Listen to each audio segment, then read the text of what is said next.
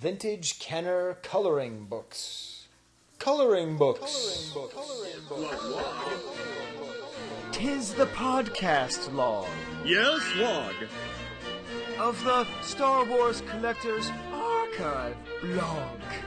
Oh. Yes, log. Whenever the Star Wars Collectors Archive publishes a new blog, this podcast will log its contents, interview its writers, and go deeper. It's the Kivecast Blog Log Pod. You, sir, are a mouthful. Relax and just take life easy for a little while. Because it's only lasts for a little while. All right, Steve. Steve, we don't goof around at the beginning of Blog Log Pods. No messing around. But I am curious. Do we know which Blog Log Pod this is? Yeah, I came prepared this time. It's the 14th, and it's Really? the first this year, believe it or not, which is kind of crazy to me. But yeah, number 14. Yeah, well, I mean, you know, it's awesome that we've done 14 of these. If you don't know, we just try to feature articles that are put on the Star Wars Collectors Archive because too often they are not given the attention they should be, and so then we make podcasts about them where they are further ignored. But it's better to be ignored in two places than just one. Yes, I mean, at least this has more, like, I don't know. My hope is that we get a fair amount of people who go back and listen to all of our old episodes, so hopefully we'll catch those people and send them to the archive so they can go to the blog. Because I would argue that the Star Wars Collectors Archive blog is the most important place in the hobby. I think as far as right now, in terms of documenting information, and So there's no better way to do that, Steve, than talking for however long we're going to talk about coloring books. So I think we should I'm just going to try to add Ron on here. Yeah. I'm getting pretty good at that. Let's see if I can just add him on here so I don't even have to edit this. Come on, Ron, let's see if we can add him. Let's see if he answers the phone. Yeah, I got to get the author on the line here. Yes, Ron Salvatore. He do Ron. He do Ron. Let's see if he picks up the phone. Is that you, Ron? What's up? Hey. We're already recording, Ron. Oh, wow. Amazing. Yes, we How are you may guys dispense with the pleasantries. We're doing well. Steve, why are you a couple minutes late? Well, there's the baby stuff. Sometimes time doesn't quite work the way it used to. But that's good though. It's all good. That'll do it to you. Yeah. Yep. And I need you Baby guys to tell stuff. me if you hear, because we try to have a profanity-free podcast. But I am directly above. My son built a computer, and it's in the room below me. And he has his headphones on, and he plays these games like Hearts of Iron 4, which is this like weird, like, I don't know, like World War II recreation game. And I don't know how, but he basically just screams profanities basically all night long. So, Oh, really? let me know if those come through. Wow. Well, so you guys doing all right? But we are, and Yeah. How are you, Ron? yeah. Well, pretty good, man. Just living the dream, I guess. Have Chugging along here. Have you colored in all of your coloring books by now? No. They're collectibles, Steve. I can't color them. I don't know how you could possibly even suggest such a thing. I guess the What's archive next? party. Putting together the puzzles? Well, yeah, that's what I've been thinking, Ron, is that, because you in your article, and, we always debate, should I actually read the article first? And I did read it, and you guys will definitely pay for that. I have a language point, Ron, that you didn't touch on that I just cannot wait. I'm going to take you to task. Okay. But like, in your awesome, and, I mean, really, your write-up is worth reading. It's very amusing. You can read it on your phone even. You don't even need to read it, like, on a computer. It reads very quickly. But you talk a lot about the quarantine, and I do think that puzzles and coloring books are perfect for, 19th century quarantines if you don't have Netflix. Yeah. Yeah, I mean, it's been a long time since I've actually colored in a coloring book, but certainly I felt on the verge of it over the last couple of months. Like, there's been certain periods of time where I felt, you know what, I just might grab a coloring book, which kind of says a lot, I think. Now I am curious. So we're going to be going through the entire history of Kenner's coloring books. The big question, though, is did you guys use coloring books when you were kids? What was your relationship with Star Wars coloring books? Do you have any memories of that, Steve? I do. I mean, generally, coloring books were definitely a way that my parents got my brother and sister and I to just get busy. Like when we were on road trips and stuff, I feel like we'd always stock up on coloring books. And I definitely remember somehow having the Empire Strikes Back red, like Darth Vader covered coloring book as a kid. And I probably got it from my older brother, and it was probably already colored in, but I might have done it again anyway. So yeah, I remember that one very specifically. How about you, Ron?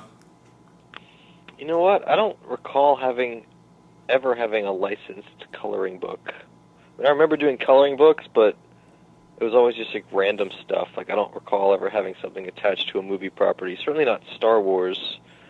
Yeah, so no, I liked coloring, I guess, as most kids do, pretty much. It's fond memories of coloring books. I'm pretty sure I never had a Star Wars one. Well, it's funny you should say that, Ron. It's actually not true. I have very firm evidence that some children do not like coloring books.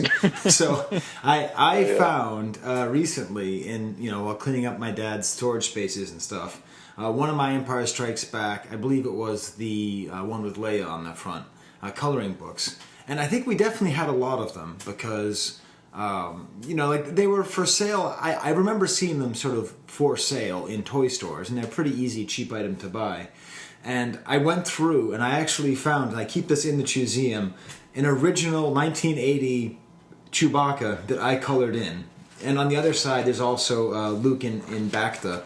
And the way that I would color was the same way that a dog marks like a fire hydrant. Like, I would just see something was on the page, I would take a one color thing and I would just cover over whatever was interesting. So this is Chewbacca. I just got this color, this purple crayon, and just destroyed it. Yeah. There's no lines, there's no nothing, and then I went to the next page. And I remember very vividly going through coloring books and being excited when my brother Amos, who's a great artist, would have had it before me, because there would always be this beautiful page and be all colored right and so fascinating, and then I would get to the next open page, just scribble, scribble, scribble. So some kids I remember did those not kids, like them. man, like, who just like would go at a coloring book like with a single, like a crayon in the fist, and just like, Yes. I remember being like, I don't understand what you're doing. Like, so since you were one of those kids, Skye, like, what is the point of that? Like, what's going through the kid's head as he's doing something like that? Shame. It's, Are you not understanding what the purpose of the coloring book is?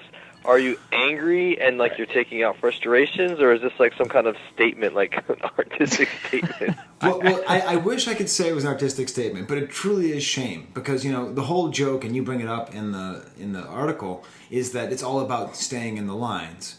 And Right. I was legitimately incapable of coloring in the lines. I don't know if that's a sign of intelligence or ADD. I just do remember like in coloring, either in school or with babysitters or whatever, and like there's some kids who just would scribble on there, and I remember that stay in the lines. It's like, Right. And I remember even as a kid being like, okay, does that need to be explained? Like, that you're supposed to color that like within the lines, or I don't know. So once some I people, realized, it's just like the page is a blank screen, and I'm just gonna like go to town without regard to what is actually printed on the page. but you don't understand my howl, Ron. So because if I tried really hard, I still couldn't keep it in the line. My retroactive psychological analysis of the situation tells me that I just said, I can't do it, therefore I'm just going to destroy it. Like, if I can't do it well, I might as well do it poorly and then act like I meant to do it. Act like this is some... Yeah. Yeah. And That's how you're I an feel agent about of chaos. relationships. Yeah. Yeah, I don't know. I think it also pertains a lot to the way that collectors are, and like I'm trying to imagine, Steve, who would have a neater coloring book, Ron or Chris Georgoulias. I bet both of them never went outside the lines. Like very like well placed everything in its right place. Whereas maybe like myself and maybe like, Todd Chamberlain, maybe a little bit more like just like blah and go. You know what I mean? Like the different approaches. I don't know. I think you're right. I can imagine Chris Dragoulias coloring books being pretty neat, pretty fastidious, I guess would be the word to use. But did you see the catalog pages I included in here that have like, Kenner must have hired somebody to color these things professionally. Yeah, Super like no kid would ever get this far. No. Different shading and techniques in different areas. Yeah, it's like when they show kids' drawings in movies that are clearly done by adults. Like that's what that reminded me of. Or it's even the playscapes that kids have in toy commercials. Right. Yeah. I remember thinking like, wow, that toy looks so much fun. But then like when it's just in your like dirty living room, it's not as much fun. Or when you're watching a kid in like an '80s like sci-fi movie and he's using a computer and it's like. Has computer functionality that no 80s computer ever had, and you're like, how did this, And I remember at the time thinking like, wow, this kid must be rich, like his computer, like he could send pictures over it, but, no, it's just some writer didn't have the realism of the computer thing down. Or like that trope that we still let movies get away from, the infinitely enhancing image. Yeah. Enhance. Oh, there it is. It's a green pen in his pocket. Well, like in Blade Runner, there's a photo and that somehow goes around a corner. You're like, do they have like photos in the future that take pictures around corners? Like, how does that work? Steve, we're not supposed to be Yargan Largan. We haven't even talked about a coloring book yet. But it's trying times. It's okay. It's true. This is also Captain Ron's Podmask of Red Death, Part 2. Yeah, I mean, so I kind of like had been meaning to do a coloring book article for a while, but finally, with the shutdown here, I figured, you know what, I'm going to do an article on coloring books, so that's kind of how it started. So why don't we start with, Steve, what do you think is the most bizarre thing about Star Wars era coloring books? Well, there's a few to choose from. I know you've picked up on the lack or the hatred of Han Solo, apparently, on some of these covers where they really focus on Chewbacca and cut out Han. Well, I want to get to that too, but I want to just scale back. Why is there no American coloring book? That is a very bizarre. Yeah. Because this is the thing, Ron, right? And I think you are one of the scholars or whatever who put forth this concept that in the early days, Kenner and Lucasfilm were caught off guard, and so all of the stuff that was easy to make, like paper items and puzzles, that was made, but you had to wait years for the toys. How is it that only these funky dunk Kenner Canada coloring books, why were there no American coloring books in the Star Wars era, Ron? Tell us. Oh, I don't think anyone can answer definitively, at least I can't at the moment, but my suspicion is, and I mentioned it kind of in here in the article, I don't think Kenner had ever done a coloring book. So it was just something that they hadn't done in the past. They had done coloring sets, like paint sets, dip dots, and stuff like that. And they did release stuff like that. But I think, they were so busy releasing the stuff that they had in the pipeline that I don't think they just really got around to coloring books. For whatever reason, Kenner Canada decided this was a good idea. And I don't think they had great experience either, because I think you probably saw it in there.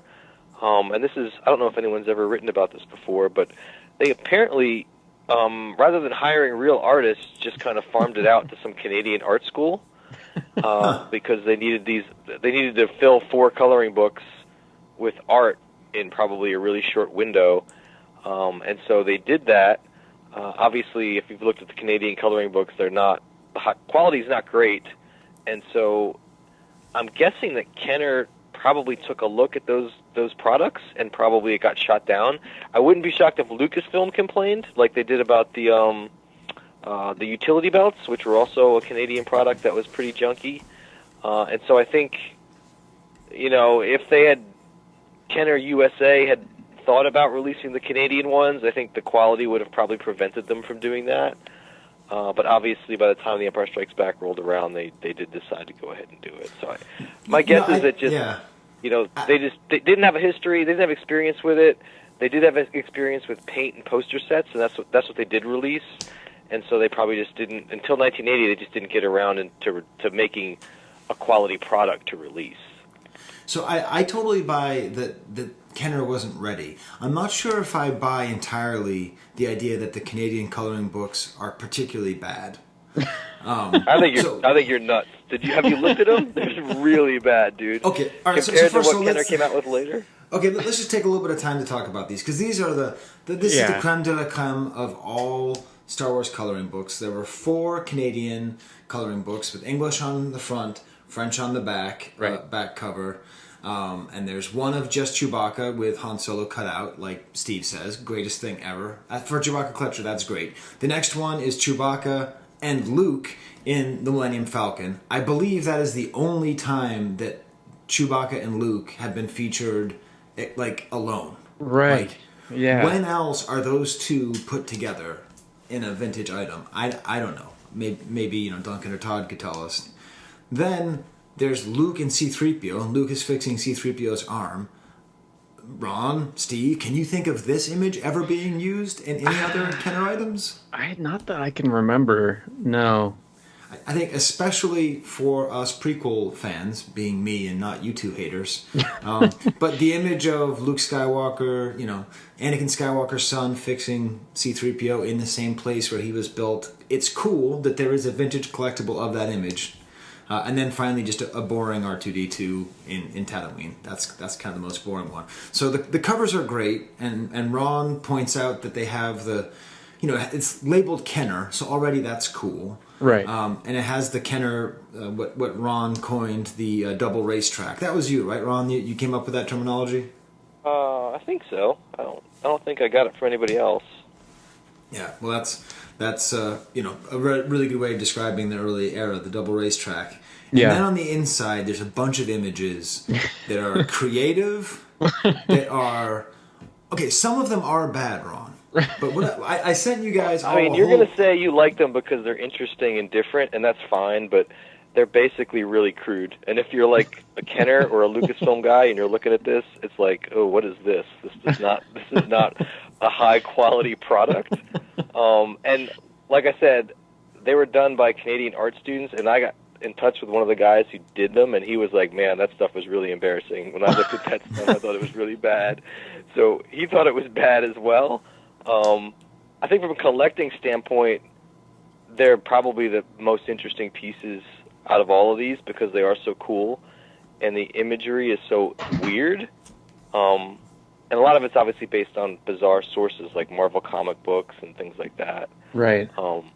So that's fun, but yeah, I would have a hard time saying that these aren't pretty crude as coloring books go.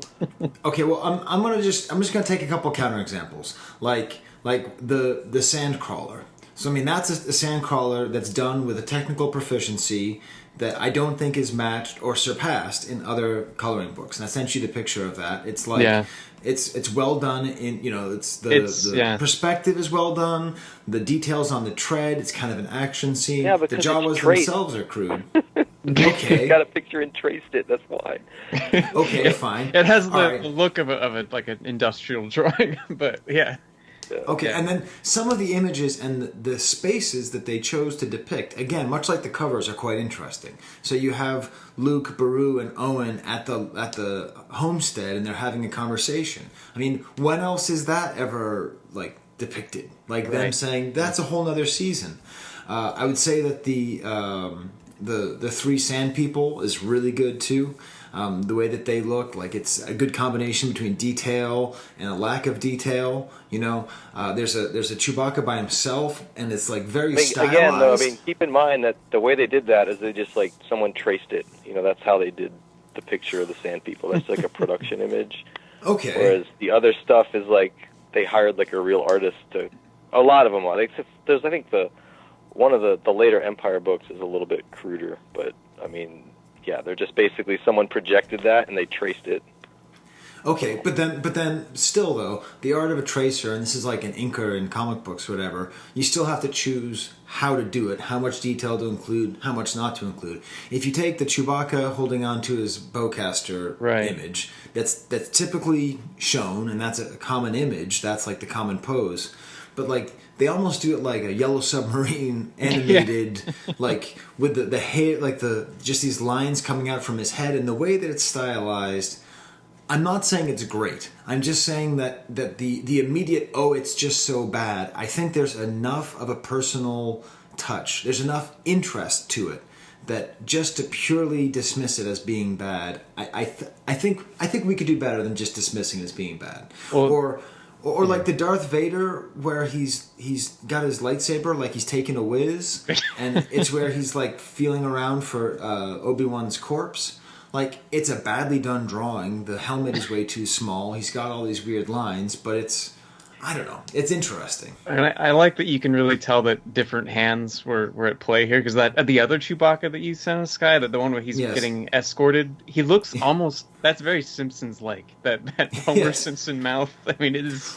I love how different they are. Actually, I hate to tell you, that's not Chewbacca. That's Zira from Planet of the Planet of the Apes. Right. That is absolutely a Planet of the Apes Chewbacca. Yeah. But with Homer Simpson eyeballs. Right.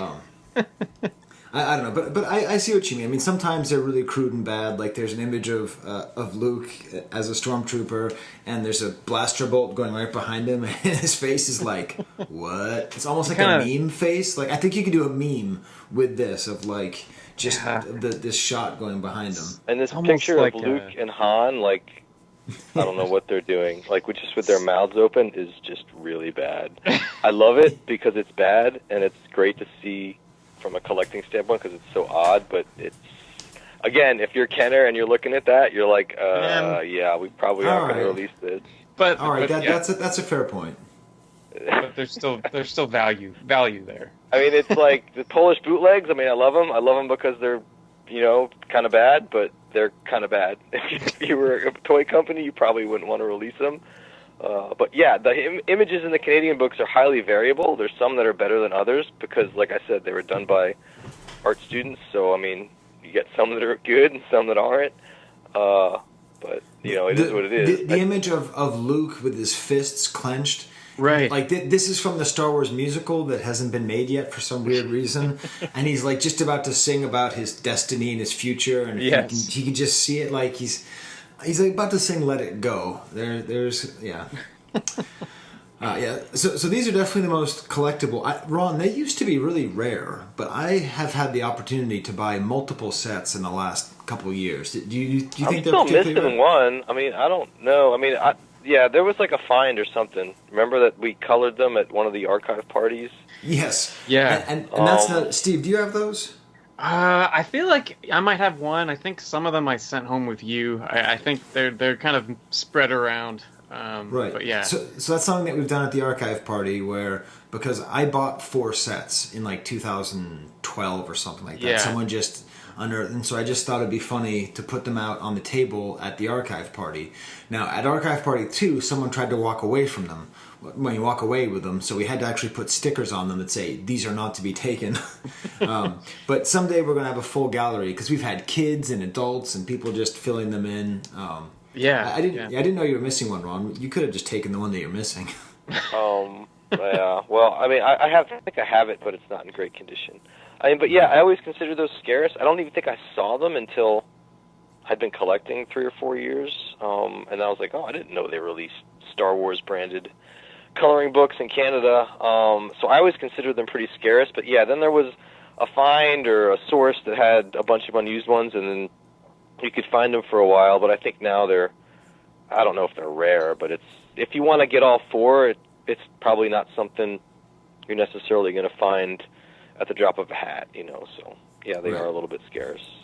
Except for that random moment. There's maybe a good lesson in there. Sometimes there are finds and things seem like they're not rare, so you don't buy them. But I was like, I think I should get these, even though there's a whole bunch of them. And I think the star of the show, Ron, and you've mentioned this before, this is the most famous thing, is that they have a blue Snaggletooth in here. Right. Yeah, well, I mean, like the art student guy told me that they just gave them a bunch of random reference, so I'm sure Kenner Canada must have given them a cache of stuff, and they must have had photos of early Kenner figures, and so somebody drew the figures, and yeah, whoever did Blue Snaggletooth, I don't know, I think that might be drawn from the Sears set. Isn't there like I don't know. Yeah, that sounds right. They had reference, though, to, It looks almost like someone was looking at the blue Snaggletooth figure, and then maybe one of the images on the Sears cantina, and combined the two, because there's a figure. There's a figure in that similar pose on there. I think it's maybe Hammerhead. Yeah, I think you're right. Yeah, it's kind of got that more cartoonish, not completely action figure-like pose, but you can see that it's a combination of the two. And there's the R5D4s in there, the early one that's in some catalog photos, and obviously the Death Star droid with the bug head. So they must have had early Kenner photos, in addition to, obviously, the couple of Marvel covers, because those show up in there as well. Yeah. And that makes these really special, I think, because, I mean, especially if you're trying to think about how rare it is that if you just wanted to focus on the original Death Star droid, you know, what could you possibly collect? You'd have that catalog, right? The German catalog that had a picture of the original mock-up that was like a C-3PO with like a weird bug head. And then Gus has the actual toy from that picture, or what could be the original toy? Yeah, he had it. I'm not sure if he still does. He may have done a deal for it or something. But yeah, that was something Gus had for years, was the actual Death Star droid. It's actually, the head is from a model kit, so it's a praying mantis model kit head that they put onto a C-3PO body to make their original Death Star droid mock-up. Right. So, and then you have this image from a coloring book. So you have a total of 3 possible things. One of them worth like $100,000, and and this, you know, this image. Yeah. No, that's one of the things that makes them awesome. You know, I think the weirdness of those books is partly what makes them so cool. And you can look through them and just find weird stuff. Like, I think some of the Factors stuff shows up in there, like. The Vader, well, it's not Factors, probably. It's like a publicity image of Vader with his lightsaber ignited across his chest that shows up in the Factor standee, and it's like, clearly they had limited sources of reference when they were doing this, and so you get a bunch of weird images or familiar images in a different context, which is kind of cool.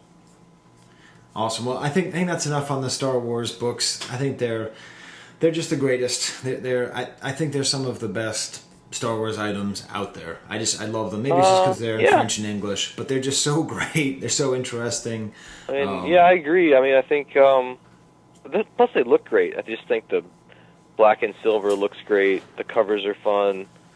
The interiors are just weird and interesting, and they're scarce. So yeah, I would say that as far as the coloring books go, those are about my favorite pieces out of the whole.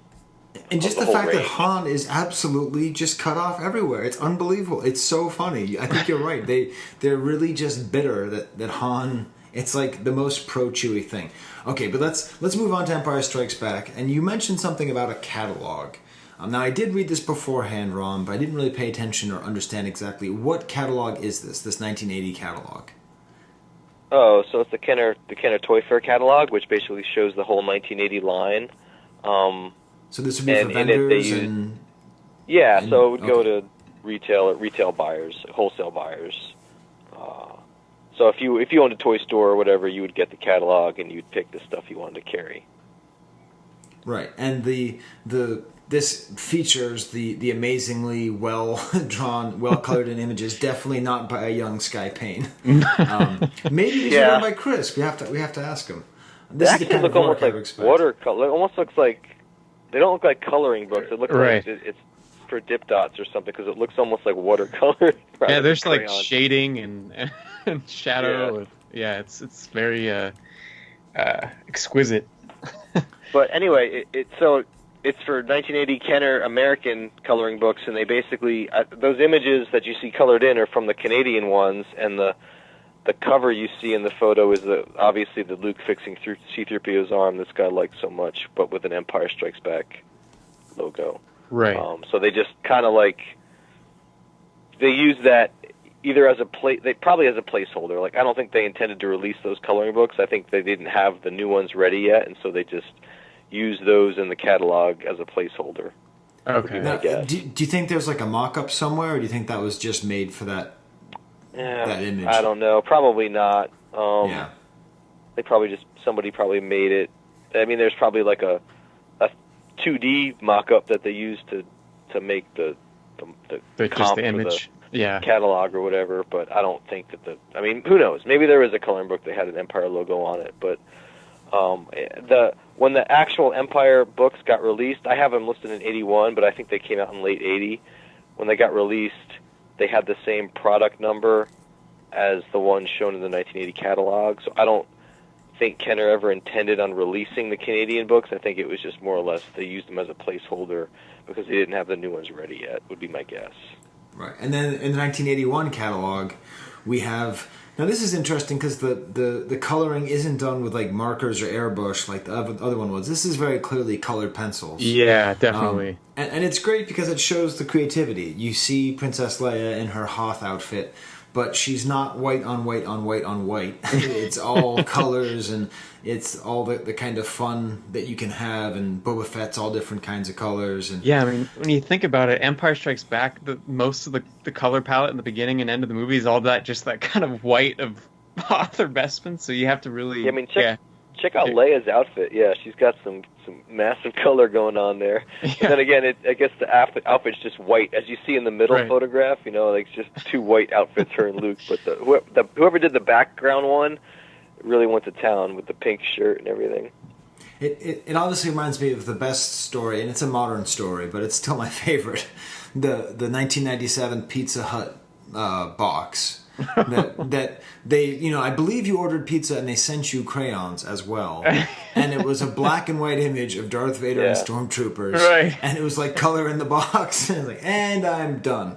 Like, I think like everybody, I know that was the first thing I said. I remember I was with my mom and we went over. I don't know what I was doing. We were driving around or something. We stopped, and I remember going into Pizza Hut and asking them for boxes for those things. And I remember that was the first thing I said was like, there's no color on either of this. So it's like somebody at Pizza Hut must have said the same thing, but that somebody didn't care, you know, or Tricon or whoever ran that promotion. Funny. Okay, so when they actually did release them, once again we have 4 covers, and I don't know what it is about coloring books, but the monotony of imagery that we're used to in most, you know, like, you know how Star Wars gets increasingly monotonous, you know, from Star Wars Empire to Jedi? Like, coloring books are just off the rails. I don't understand why, but they have one image of Leia and Chewbacca running down the Bespin hallway. I've never seen this image soloed out like this. No, I haven't either. It's weirdly vertical. Like, the composition is terrible because Leia's right in front of Chewbacca and there's all this empty space, and we'll see the same thing in a Jedi book. But the composition is just terrible. It's an image I've never seen before. There's the one... Yeah, I mean, it may be on a trading card or something similar. But yeah, it's weird though. You're right though. It's an odd image to choose for the coloring. It looks like she might be running away from Chewbacca, like the way that she's running. And then there's that's a weird image to choose. No what Ron calls the "We'd be pleased if you join us" or whatever. The image of the 4 of them looking at Darth Vader. I've never noticed that Han and Leia were holding hands in that scene before. Yeah. Are they? Are they in the movie? I mean, because this is probably production still, so it could be a different take or whatever. That's something to look for. Yeah, you're right, though, Skye. We should look this up. All right, so I'm going to look this up on YouTube. We'd be glad if you joined us. What's the term? ESB. We'd love it if you. We'd be honored. We'd be honored if you would join us. We'd be honored. It'd be sweet if you'd have a bite. I would be honored if you could join us. It's also, I mean, like, three of the 4 books are Bespin scenes, which is also just kind of weird. So, I mean, you know, most of the photos you see, like, they're from somebody's on set with a camera. So, I mean, it could be who knows what take or whatever. Yeah. Wait, I'm now watching the scene again. I'm trying to figure out, it looks like... Wait a minute.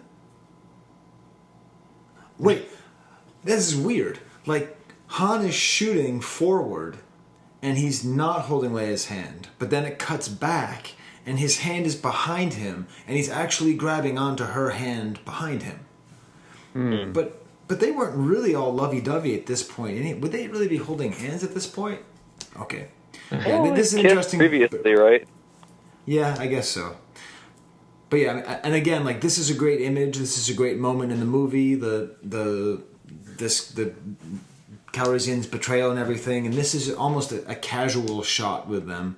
The Luke walking through the corridor is just a terribly backlit photo. The lighting on here, he looks like it's like a badly done boudoir photo, because he's in this pose, and R2-D2 is behind him, but kind of obscured. Yeah, it's just I mean, it's a good point. I mean, I think that we'd be honored if you would join us. One is pretty okay, but the Leia running in the hall is an odd choice for the front of a coloring book, and probably so is the Luke one.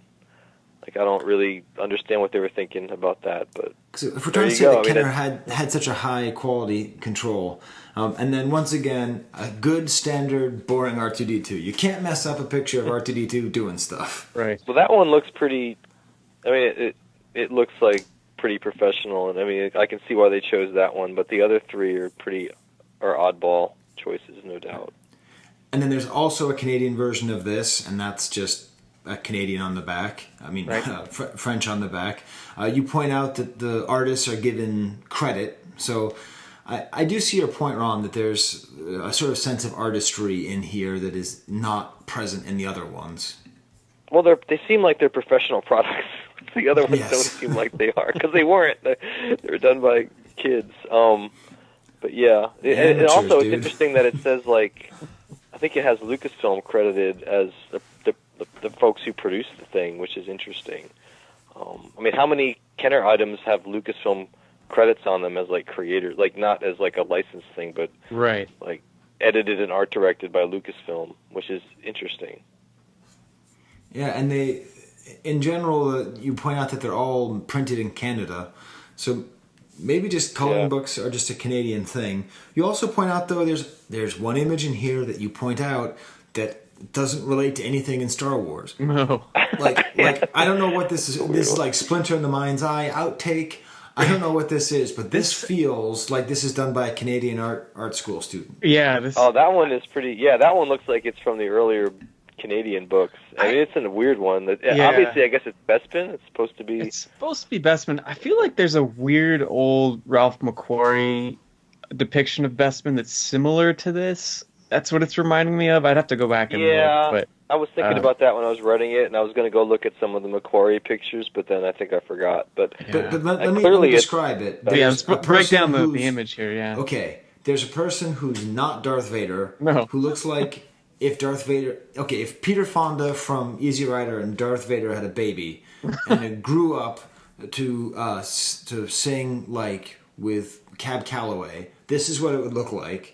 Standing next to a Flash Gordon outtake woman, and then they're pointing to a bald dude with Lobot sleeves and a big cape walking up the stairs. Like there's no deleted scene, there's no outtake where this makes sense, and then there's a cloud car above them and a teeny tiny X-wing, like an X-wing drone that you would get for Christmas. And Darth Vader's like walking away. Did you mention that? I might have missed it. That's Darth Vader with his head down, and he's got a collar, like a popped collar or popped back collar, like a Kenner figure. Yeah, like this Dr. Mindbender mofo is walking away like he just told him off or something, and Darth Vader's walking away with his head down. That's what it looks like. Such a weird. The more I look at this, the weirder it is. Like there's that super weird monument kind of off in the distance, and the scale. Like, are we to think that that's like a giant like promenade or square and those little people down below? Like, what is the scale? Oh, I didn't even notice the people. Yeah, it is that is. So I went through all of these trying to find some fun images, and that one I'm like, this is just a weird one. Skye's right. It looks like it could have been in the earlier Canadian ones. It's like that's the strangest one I could find in the Empire Kenner books. I am going to put this up there as the most surreal image in all of Star Wars. I think the only thing that's close to it is the weird Jesus imagery, early Jesus imagery of Obi-Wan Kenobi, like where he is like Son of Sun, like INRI written above his head and stuff. Yeah. But like, this, in terms of like, you can't, it's like positively surreal. You can't find the right scale. You can't find a way to go in. You can't figure out what the relationship is. It's like the Chirico and Dali, like all mixed together. and even a little bit of Escher in there too. So Yeah. The Chirico comment is pretty on point, I think. I even like how the cloud car that you see on the left is like weirdly obscured. Like it's just like there's a bizarre, like part of it's just behind that thing. It's such a weird painting. And You'd there's have a to tiny little really cloud know. car way in the distance. Yeah. too. What a yeah, And for those there's of you who a are guy not watching the pointing. enhanced version, this is painful, but it's great for us. There's a guy pointing on the left. Like, what is he pointing at? Like, the whole thing is Yeah. it's really bizarre. It's on the level of the puzzle that has the two Space Force Thomas Jefferson guys. Yes. yeah. Bizarre. I don't Star know when the Wars. next archive party is, but we are doing something with this I image, guys. was just gonna suggest, Skye, that Well, we some should custom do is, figure guy needs to make the two people on the left, the Right. guy and the gal. If we could like reproduce this and have just an art contest for like a coloring contest for weird interpretations of this, that could be fun. And a story contest, like A story like, contest. Put this, There you go. Who are these people in the Star Wars universe?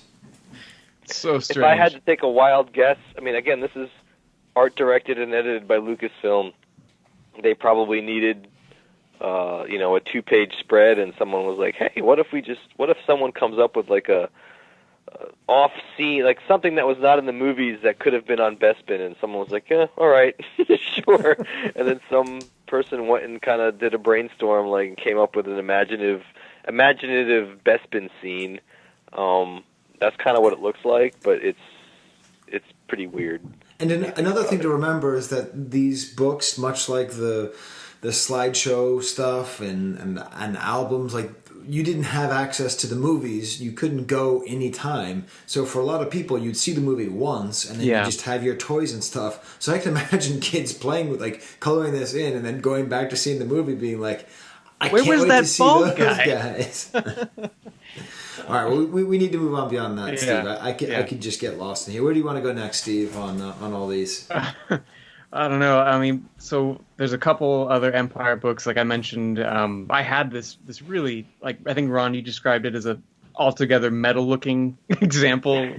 Yeah, that works for this. It's got Vader and the two stormtroopers with the It's like a weird image, Vader and the stormtroopers with a red background, but it's also like if you're a 8-year-old boy and you see that, or maybe, I guess even a girl, you're like, oh man, that's badass. Yeah, that's just really colorful and stands out. Yeah, that's one of those. I definitely remember having this, and I feel like that image has kind of been used in other Empire like school supply type like folders and notebooks and stuff like that. But it feels kind of Japanese to me. I don't know. Maybe it's because they love the masked characters so much. But I think it's the hard quality to it. Yeah, it's kind of like it reminds me of late. Like the Kenner stuff done in the 70s with the really like hot lighting, right? And like very like bold. Whereas the primary Empire has color more of a type thing. Yeah, most Empire and Jedi stuff is more naturalistic, for lack of a better word. But the 70s Star Wars stuff tends to be really like pops, and this obviously like the bop bags or something. It just really pops. Yeah, I need to pick up one of these, an actual like nice copy one day. And we're seeing the continual Kenner adoration of the New Century Gothic font. It is all over the place. Yeah, like the Wampa Ice Creature. That's just the font that they use. That's like the Kenner font. Yeah. And I guess we should mention that we're talking about. So there was 4 Empire books in late 80 or in 81. So there was 4 books, which is the ones we originally talked about. And then in 1982, there was 2 additional Empire Strikes Back books: the Metal Vader, and then there was a Yoda, which is Yoda, like the Yoda still that you've seen a bazillion times. Yeah. Yes, but it's cropped in a way that I haven't seen it. And so for all of these American ones, there's also Canadian versions again with the French on the back, which is quite cool.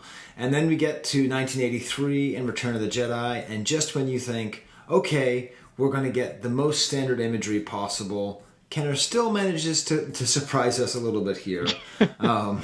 So we have more absolutely fantabulous Technicolor Dreamcoat catalog images that are done. It seems like they only had pink and fuchsia to do this. There's a lot of purple and pink on there. A lot of bright, like highlighter yellow too. Yeah.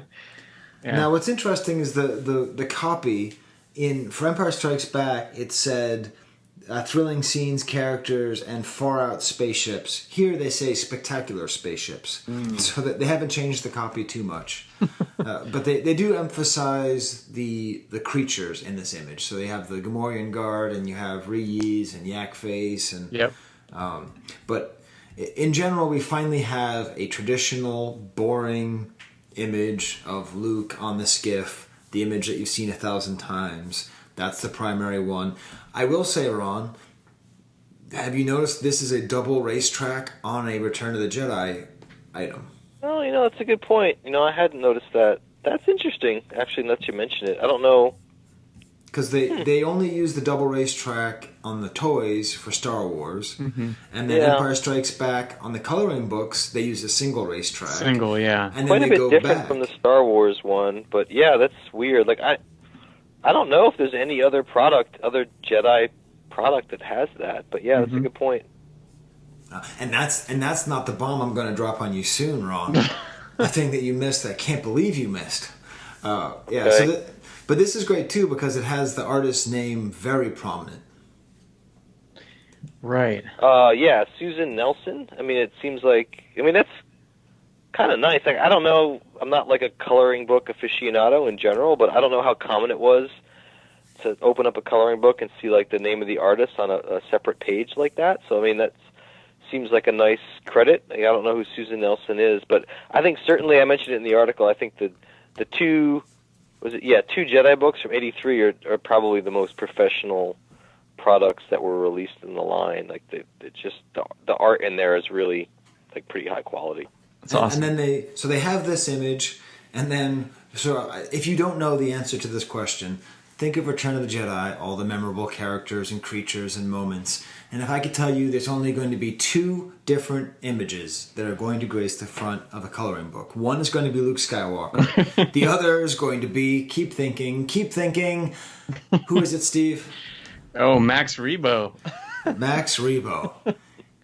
How many Max Rebo items are there? Yeah. That's an interesting choice. I don't know. There's not a lot of Max Rebo out. Like, if you're a Max Rebo focus collector, this has got to be one of the primary things you have. Because they are just... I think they got even less love than Frickin and the Modal Nodes and their jizz whaling. Yeah, it's a good point. Like, I didn't really mention it in the article, but you bring up a good point about, I don't know what Kenner was thinking with the choices of some of these, other than maybe to make them different from other products. But yeah, I mean, you'd think you would choose Jabba the Hutt or something. Like, just a big picture of Max Rebo is kind of an odd choice. Right. And then you point out that they even featured a coloring book image that they wouldn't use in a catalog or some kind of that's a repro art. The repro art books. It's basically a compendium of line art that Kenner would send out to retailers, and they could clip out stuff and create their own ads for like newspaper reproductions. Yeah. And the Luke on the sail barge book is not featured in the 1983 or 1984 repro art book. There's a picture of Leia touching C-3PO's face on Endor with Chewbacca in the background. So at one point that must have been the cover, and that was changed to Luke on the sail barge. So, which is interesting, sort of relic. Would have been better. And then we have this image that Steve and I talked about last month. Yeah, that's right. When we were talking about Nikto. Wait, right? Nikto, yes. Yeah. I think we maybe even brought this comic or the coloring book up back in the Lando Skip episode. We definitely brought up this Nikto last time, yeah. Yeah, just because this is another example, Ron, of terrible composition and choice. It's Lando and a Nikto fighting, but you can't really make it out. It's not an iconic scene. It's in the dead center of the image. It's very thin. You can't read it from a distance. But if you take this, and then you put that next to the Luke in the middle of Bespin, you put that next to Leia going down the hallway, then you compare that to the Canadian ones, you do see at least one advantage. The Canadian had some sense of composition. Oh yeah, I think they have better covers. I think, no doubt. I mean, there's just main characters, very vivid. But yeah, you're right. That's a good point. I think the Kenner coloring books, except for the Luke, which is a standard boring image on the sail barge, a lot of the other ones are just kind of odd choices. So I guess the Yoda, Empire Yoda, is another common thing, but there's some weird choices in here. It almost makes me think that someone was almost trying to come up with unique images, although that's a weird way to market a product. Usually you're trying to find something that draws the eye or whatever, rather than just some kind of unique thing. Yeah, that's a good point, though. And then you talk about two different Ewok ones. One Wicket. I don't understand when things were marketed as Wicket and when things were marketed as Ewoks. Yeah, I don't. We're gonna have to do a whole show on that, Skye. Yeah, we need to get some help on that. I talked about it a little bit in my Wok Tots or my preschool Ewoks article that I did a couple of years ago or a year ago, right. Whatever it was. Yeah. But yeah, Kenner kind of seems to have struggled with how to market the.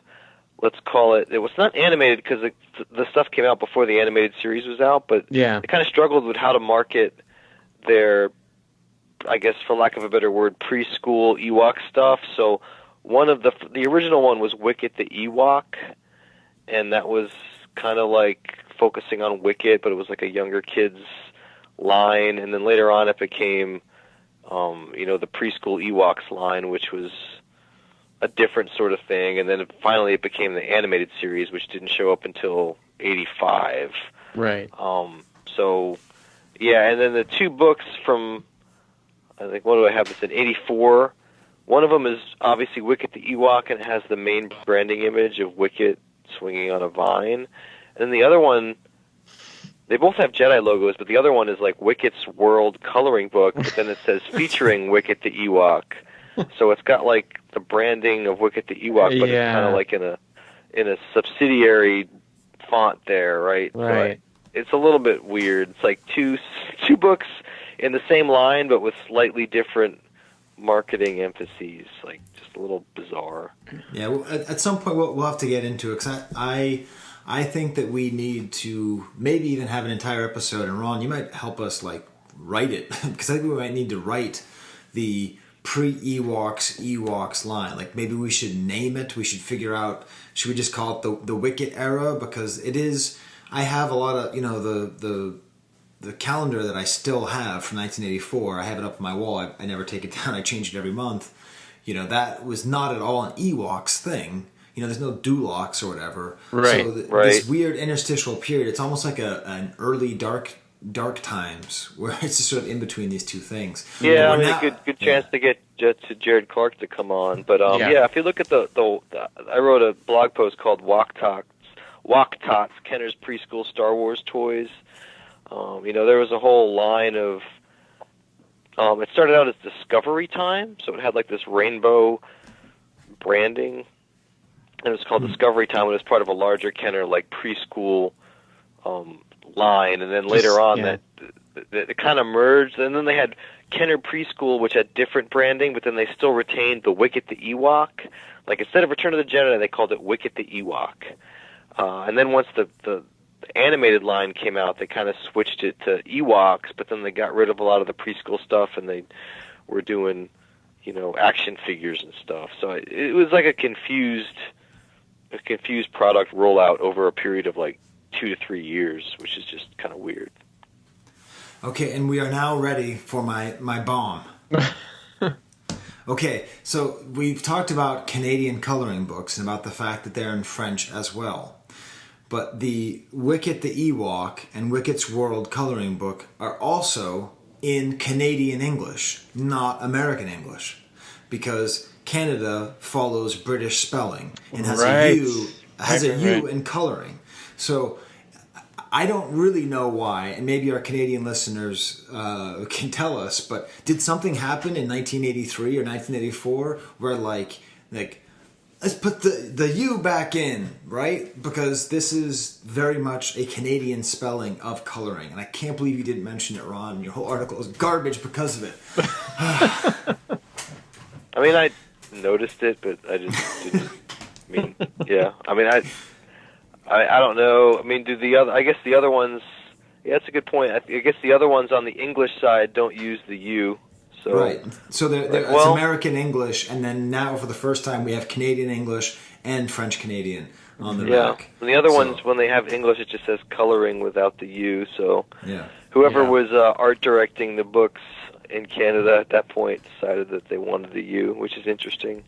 So if you could just by tomorrow just do another blog post just about that, that'd be great. Just about the U and 4 coloring. pages. Yeah, just about the U and coloring. Yeah. All right, we'll get on that. Wow. Well, Steve, I don't even know. I mean, we've been talking about coloring books for an hour. For a long time. I don't know if we could even bear to talk more about the displays. Well, you forgot the 1985 book, which to complete the thought about the staggered rollout of the Ewok stuff. In 1985, the coloring book was actually based on the animated show. So the last and probably the rarest, I think this is the hardest one to find probably, is the orange-covered Ewoks animated series coloring book. So that's a good one. Yeah. Huh. Yeah, that's... Okay, so I don't know. You also show an amazing picture of what it looks like on the inside, Ewok fireworks, and you say it's an image of Logray tripping balls. Well, that one's actually from the earlier one. Okay. Yeah, so the animated one has it's Latara and Nisa, and open a sack full of bugs. The bugs swarm over the Dulocs. Yeah, basically the whole coloring book is them like torturing Dulocs. It's like this little theme of Ewoks versus Dulocs, all based on the show. Well, I'm sure there's some good sexy Latara images. So if you find them, Ron, you don't send them to Skye. Don't do it. I'll color them in. Yeah. Okay, so then, Ron, say one interesting thing about coloring book displays. I dare you. Interesting thing about coloring books?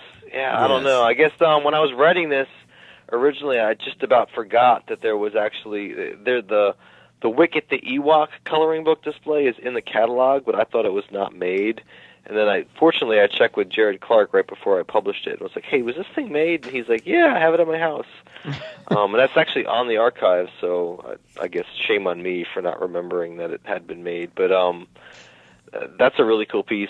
I'd love to have one. The counter bin for the 2 Ewok coloring books released in 1983. And then was the one ever released that was half Star Wars, half Strawberry Shortcake? Yes. Well, it's mentioned in the article, I think. Yeah, because, actually it's not. Sorry, yeah, I have a store photo of, a store that was taken in the 80s, and it shows a display with Strawberry Shortcake and Empire Strikes Back on the same display, right? So it does not look, though, like the one in the catalog. So I think the one in the catalog was produced, but they changed the design a little bit. Okay, then I guess my last homework for our audience, which just basically means Ron, how many Star Wars items share another toy line in the vintage era? Man, the only one I can think of off the top of my head is there's a British display with Star Wars in Action Band on the same display. Other than that, I mean, there's probably ads and things, but if you really want just a actually released item...